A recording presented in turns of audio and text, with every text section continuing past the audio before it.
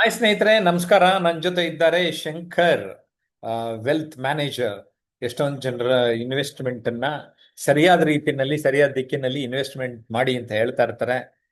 ಈ ವಾರದ್ದು ಕತೆ ಇನ್ನೂ ಹಾಗಾಗಿ ವೆಸ್ಟ್ ಏಷ್ಯಲ್ಲಿ ಏನೇನು ನಡೀತಾ ಇದೆ, ಜೊತೆಗೆ ಈ ವೋಲೆಟಾಲಿಟಿ ಏರಿಳಿತಾ ಇದೆ, ಇವೆಲ್ಲಾನು ಹೇಗೆ ನಿಭಾಯಿಸಬೇಕು, ಕೆಲವೊಂದು ಟಿಪ್ಸ್ ಕೊಡಿ ಅಂತ ಆ, ಇವತ್ತು ಆ, ನಾನು ಕೋರ್ತಾ ಇದ್ದೇನೆ.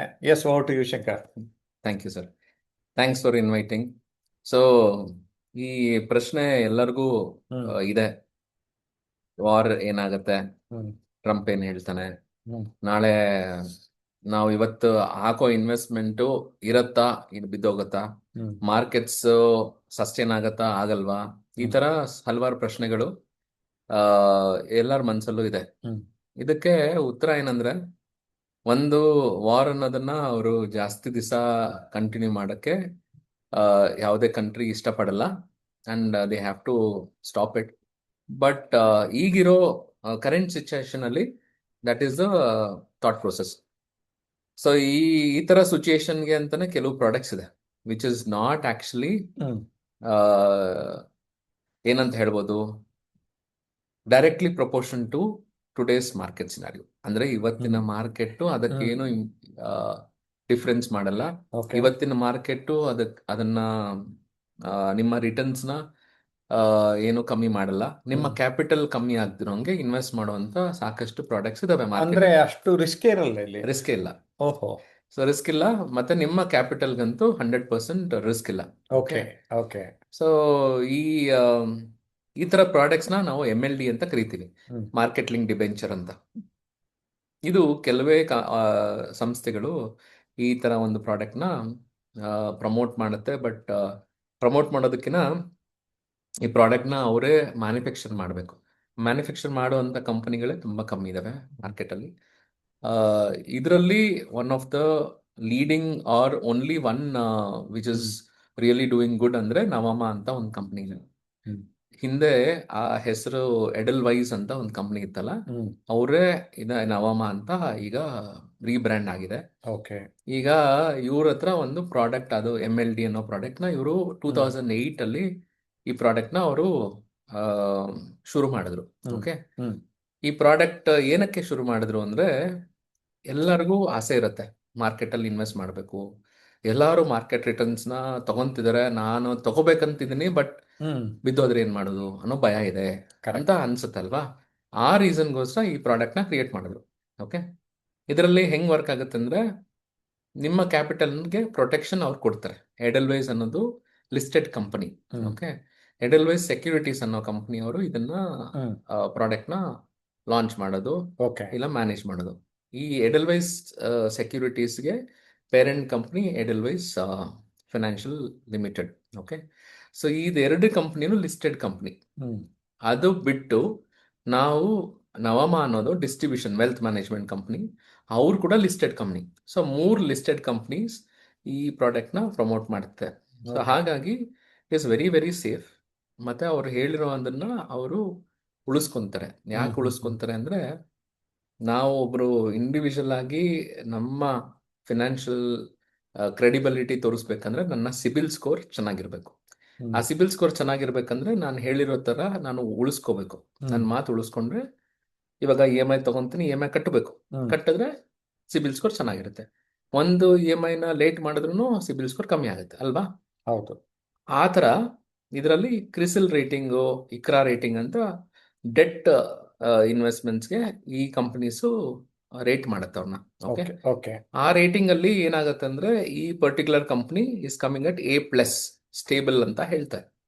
ಏನಪ್ಪ A+ ಅಂದ್ರೆ, ಇವರು ಹೇಳಿರೋ ರಿಟರ್ನ್ಸ್ ನ ಅವ್ರು ಹೇಳಿರೋ ಟೈಮ್ಗೆ ಕೊಟ್ಟಿದ್ದಾರೆ, ಕೊಡ್ತಾನೆ ಇದ್ದಾರೆ, ಕೊಡ್ತಾನೆ ಇರ್ತಾರೆ. ಇವರು ಇವಾಗ ನಾನೇ ಒಂದು ಸಿಬಿಲ್ ಸ್ಕೋರ್ ಉಳಿಸ್ಕೊಳ್ಳೋದಕ್ಕೆ ಒಂದು ಹ್ಮ್ EMI ಮಿಸ್ ಮಾಡಿದ್ರೆ ಕಟ್ತೀನಿ ಅಂದ್ರೆ, hmm you can imagine such a big company hmm which is managing 35 lakh crore manage ಮಾಡ್ತಾರೆ. ಓಕೆ. ಆ ತರ ಕಂಪನಿ ಅವ್ರ ಮಾತನ್ನ ಉಳಿಸ್ಕೊಂಡಿರ ಡಿಫಾಲ್ಟ್ ಆದ್ರೆ ಅವ್ರ A+ ರೇಟಿಂಗ್ ನ ಡಿ ಮಾಡ್ಬಿಡ್ತಾರೆ ಇಮಿಡಿಯೇಟ್ ಆಗಿ.